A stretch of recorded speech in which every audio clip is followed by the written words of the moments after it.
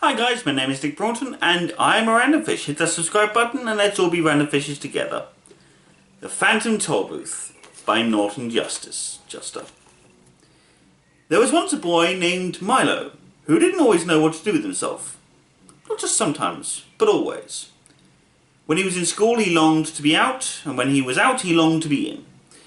On the way he thought about coming home, and coming home he thought about going. Wherever he was, he wished he was somewhere else, and when he got there, he wondered why he'd bothered. Nothing really interested him, least of all the things that should have. "It seems to me that almost everything is a waste of time," he remarked one day when he walked dejectedly home from school. "I can't see the point in learning to solve unless useless problems, or subtracting turnips from turnips, or knowing where Ethiopia is, or how to spell February." And since no one bothered to explain otherwise, he regarded the process of seeking knowledge as the greatest waste of time of all. As he and his unhappy thoughts hurried along, for while he was never anxious to be where he was going, he liked to get there as quickly as possible. It seemed a great wonder that the world, which was so large, could sometimes feel so small and empty. "And worst of all," he continued sadly, "there's nothing for me to do, nowhere I'd care to go, and hardly anything worth seeing." He punctuated that last thought with such a deep sigh that a house sparrow singing nearby stopped and rushed home to be with its family. Without stopping or looking up, he rushed past the buildings and busy shops that lined the streets, and in a few minutes reached home, dashed through the hall, hopped into the lift, 1, 2, 3, 4, 5, 6, 7, 8, and off again.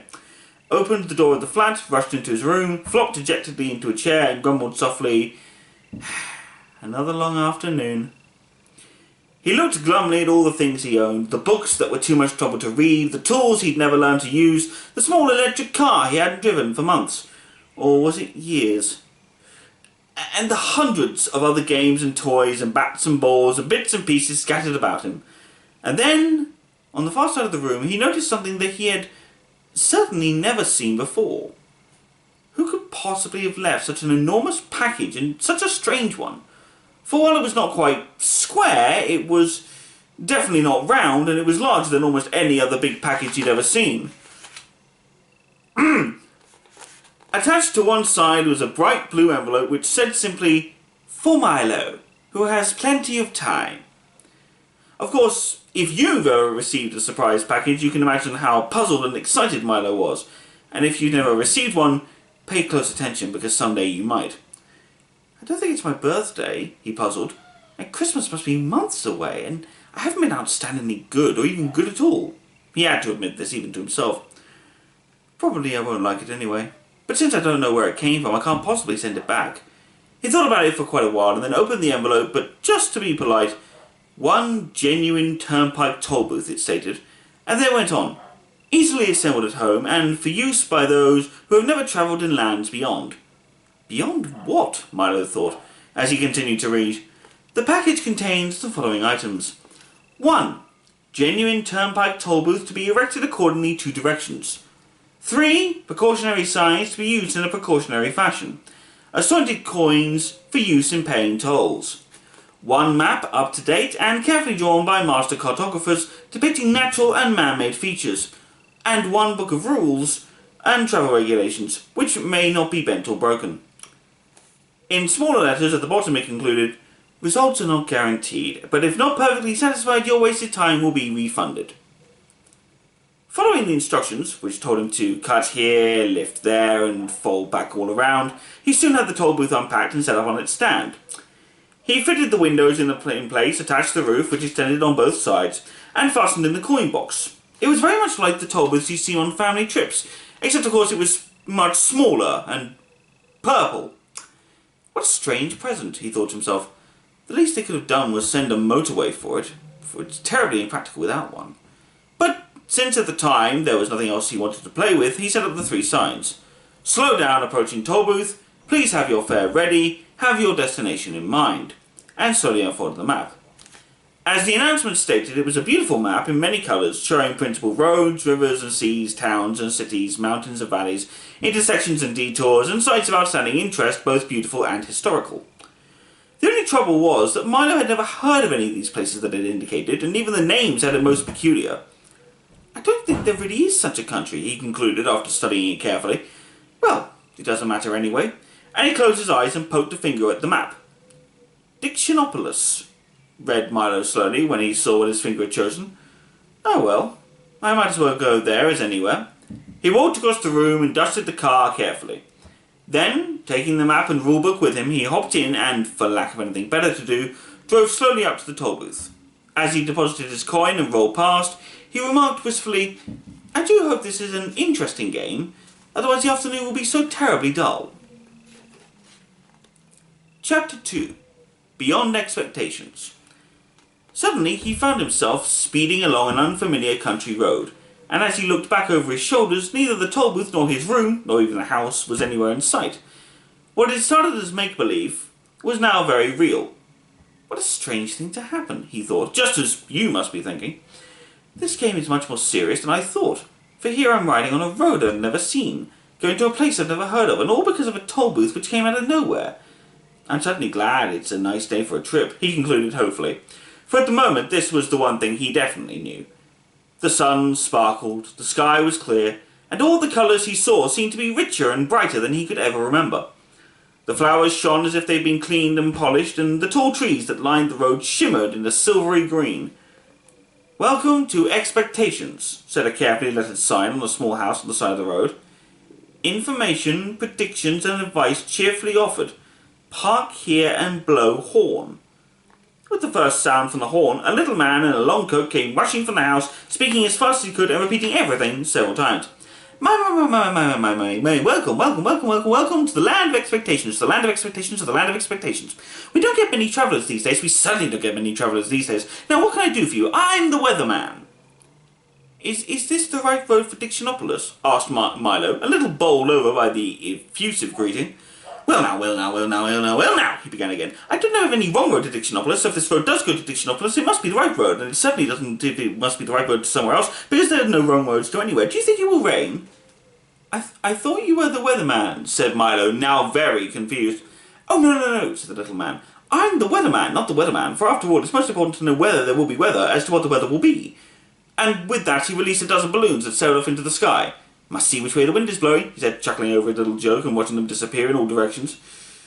What kind of place is Expectations? Inquired Milo, unable to see the joke and feeling very doubtful of the little man's sanity. Good question, he explained. Expectations is the place that you must always go before you get to where you're going. Of course, some people never go beyond expectations, but it's my job to hurry them along whether they like it or not. Now, what can I do for you? And before Milo could reply, he rushed into the house and reappeared a moment later with a new coat and umbrella. I think I can find my own way, said Milo. Not at all sure that he could, but since he didn't understand the little man at all, he decided he might as well move on. At least until he met someone whose sentences didn't always sound as if they would make much sense backwards as forwards. Splendid, explained the weatherman. Whether or not you find your own way, and you're bound to find some way, if you happen to find my way, please return it as it was lost years ago. I imagine it must by now it's quite frosty. You did say it was going to rain, didn't you? And with that he opened the umbrella and walked with Milo to the car. I'm glad you make your own decisions. I do so hate to make up my mind about anything, whether it's good or bad, up or down, in or out, rain or shine. Expect everything, I always say, and the unexpected never happens. Now please drive carefully. Goodbye, good. And his last goodbye was drowned out by the enormous clap of thunder, and as Milo drove down the road in the bright sunshine, he could see the weatherman standing in the middle of a fierce cloudburst that seemed to be raining only on him. The road dipped now into a broad green valley and stretched towards the horizon. The little car bounced along with very little effort, and Milo had certainly hardly to touch the accelerator to go as fast as he wanted. He was glad to be on his way again. It was all very well to take time and expectations, he thought, but talking to that strange man all day would certainly get me nowhere. He's the most peculiar person I've ever met, continued Milo, unaware of how many peculiar people he would shortly encounter. As he drove along the peaceful road, he soon fell to daydreaming and paid less and less attention to where he was going. In a short time he wasn't paying any attention at all, and that is why, at a fork in the road, when the sign pointed to the left, Milo went to the right along a route that looked suspiciously like the wrong way. Things began to change very soon as he left the main road. The sky became quite grey, and along with it the whole countryside seemed to lose its colour and assume the same monotonous tone. Everything was quiet, and even the air hung heavily. The birds sang only grey songs, and the road wound back and forth in a mindless series of climbing curves. Mile after mile after mile after mile he drove, and now gradually the car went slower and slower and slower, until it was hardly moving at all. "It looks as though I'm getting nowhere," yawned Milo, becoming very drowsy and dull. "I hope I haven't taken a wrong turn." Mile after mile after mile after mile, and everything became greyer and more monotonous. Finally the car just stopped altogether, and as hard as he tried it, it wouldn't budge another inch. "I wonder where I am," said Milo in a very worried tone. "You're in the doldrums," wailed a voice that sounded far away. He looked around quickly to see who had spoken. No one was there, and it was as quiet as still as one could imagine. "Yes, the doldrums," yawned another voice, but still he saw no one. "What are the doldrums?" he cried loudly, and tried very hard to see who had answered this time. "The doldrums, my young friend, are where nothing ever changes and nothing ever happens." This time the voice came from so close that Milo jumped with surprise, for sitting on his right shoulder, so lightly he could hardly have noticed, was a small creature exactly the colour of his shirt. "Allow me to introduce all of us," the creature went on. "We are the Lethargians, at your service." The Lethargians. Milo looked around and for the first time noticed dozens of them, sitting on the car, standing in the road, and lying all over the trees and bushes. They were very difficult to see because whatever they happened to be sitting on or near was exactly the colour they happened to be. Each one looked very much like the other, except for the colour, of course, and some looked even more like each other than they did like themselves. "I'm very pleased to meet you," said Milo, not sure whether or not he was actually pleased at all. "I think I'm lost. Can you help me, please?" "Oh, don't say think," said one sitting on his shoe, for one on his shoulder had fallen asleep. "It's against the law." He yawned and went off to sleep too. "No one's allowed to think in the doldrums," continued the third, beginning to doze off. And as each one spoke, he fell off to sleep and another picked up the conversation with hardly any interruption. "Don't you have the rule book? It's local ordinance 175389J. Milo quickly pulled out the rule book from his pocket, opened up the page and read, "Ordinance 175389J.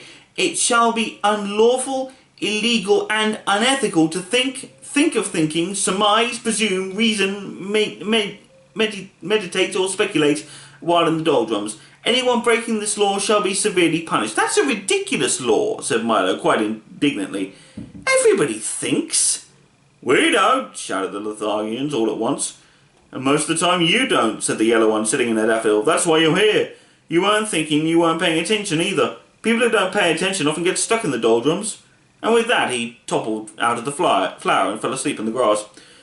Milo couldn't help laughing at the little creature's strange behaviour, even though he knew it might be rude. "Stop that at once," ordered the form one, clinging to his trousers. "Laughing is against the law. Don't you have a rule book? It's local ordinance 574381W.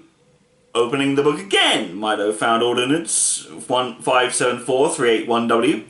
In the doldrums, laughter is frowned upon and smiling is permitted only on alternate Thursdays. Violators shall be dealt with most harshly. "Well, if you can't laugh or think, what can you do?" asked Milo. "Anything as long as it's nothing, and everything as long as it isn't anything," explained another. "There's lots to do. We have a very busy schedule. From 8 o'clock we get up and then we spend from 8 o'clock to 9 o'clock daydreaming. 9 to 9:30 we take our early mid-morning nap. 9:30 to 10:30 we dawdle and delay. From 10:30 to 11:30 we take our late early morning nap. From 11:30 to 12 we bide our time and then eat lunch. From 1 to 2 we linger and loiter. From 2 to 3 we take our early afternoon nap. From 2:30 to 3:30 we put off for tomorrow for what we could have done today. From 3:30 to 4 we take our early late afternoon nap. From 4 to 5 we lounge until dinner. From 6 till 7 we dilly-dally, and from 7 to 8 we take our early evening nap, and then for an hour before we go to bed at 9, we waste time. As you can see, this leaves no room for absolutely no time for brooding, lagging, plodding, or procrastinating, and if we stop to think or laugh, we'd never get anything done. You mean you never get anything done? Corrected Milo. We don't want to get anything done, snapped another angrily. We want to get nothing done, and we can do that without your help. You see, continued another, in a slightly more decent tone, it is really quite strenuous doing nothing all day, so once a week we take a holiday and go nowhere, was just what we were going when you came along. Would you care to join us? I might as well, thought Milo. That's where I seem to be going anyway. Tell me, he yawned. For he felt ready for a nap now anyway. Does anyone here do nothing? Everyone but the terrible Watchdog, said the two of them, shuddering in chorus. He's always sniffing around to see that nobody wastes time. A most unpleasant character. The Watchdog? Said Milo quizzically. A Watchdog! Shouted another faintly from fright, for racing down the road, barking furiously and kicking up a great cloud of dust was the very dog of whom they had been speaking. Woof, woof, woof. Run! Wake up! Run! Here he comes! The Watchdog! Ah! Great shouts filled the air as they scattered in all directions and soon disappeared entirely. Exclaimed the Watchdog as he dashed up to the car, loudly puffing and panting. Milo's eyes were opened wide, for there in front of him was a large dog with a perfectly normal head, 4 feet and a tail, and the body of a loud ticking alarm clock. What are you doing here? Growled the Watchdog. Just killing time, replied Milo apologetically. You see... Killing time? Roared the dog, so furiously that his alarm went off. It's bad enough wasting time without killing it. And he shuddered at the thought. Ugh. Why are you in the doldrums anyway? Don't you have somewhere to go? I was on my way to Dictionopolis when I got stuck here, explained Milo. Can you help me? Help you? You must help yourself, said the dog replied, carefully winding himself with his left hind leg. You know, like clockworks do. I suppose you know why you got stuck? I suppose I wasn't thinking, said Milo. Precisely, shouted the dog as his alarm went off again. Now you know what you must do. I'm afraid I don't, admitted Milo, feeling quite stupid about the whole thing. Well, continued the Watchdog, very impatiently at this point, since you got here by not thinking, it seems reasonable to expect that in order to get out, you must start thinking. And with that, he hopped into the car. Do you mind if I get in? I love car rides. Milo began to think as hard as he could, which was very difficult since he wasn't completely used to it. He thought of birds that swim and fish that fly. He thought of yesterday's lunch and tomorrow's dinner. He thought of words that began with J and numbers that ended in 3. And as he thought, the wheels began to turn. We're moving! We're moving! He shouted happily. Keep thinking! Scolded the Watchdog. The little car started to go faster and faster as Milo's brain whirled with activity, and down the road they went. In a few moments they were out of the doldrums and back on the main road. All the colours had returned to their original brightness, and as they raced along the road, Milo continued to think of all sorts of things, of the many detours and wrong turns that were so easy to take, of how fine it was to be moving along, and, most of all, how much could be accomplished with just a little thought, and the dog, his nose in the wind, just sat back, watchfully ticking. Wasn't that fun, boys and girls? And you know what? I'm going to read that again to you at some point in the future. I don't care if you don't like it. It's going to happen. Random Fish, out.